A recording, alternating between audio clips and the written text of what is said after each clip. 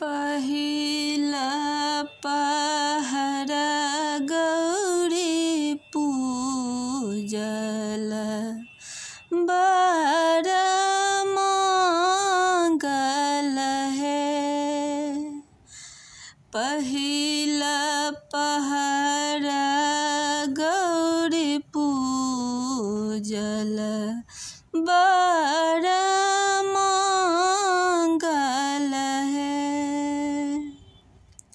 आहे ऋषि जनक सन बाप की माय सुन नारानी है। आहे ऋषि जनक सन बाप की माय सुन नारानी है। दूसरा पहर गौरी पूजल इहो बड़ मंगल है। आहे मंगल दशरथ ससुर की सासु कौशल्या रानी है। आहे मंगल दशरथ ससुर की सासु कौशल्या रानी है।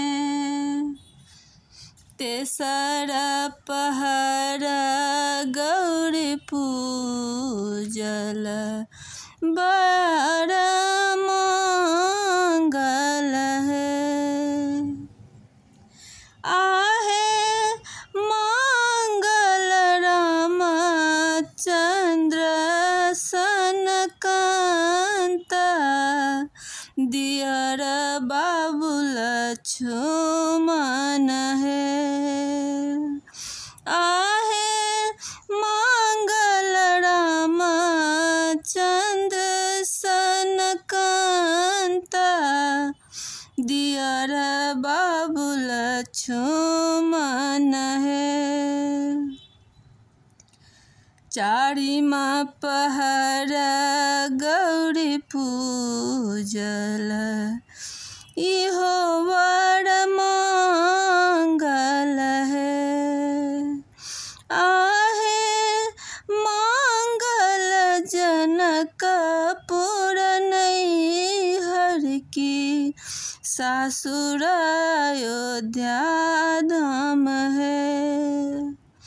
आहे मंगल जनकपुर नैहर की सासुर अयोध्या धाम है।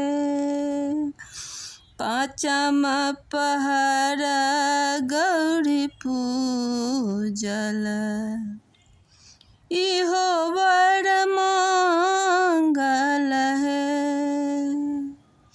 आहे मंगल लव कुश पुत्र सेवक श्री हनुमान है।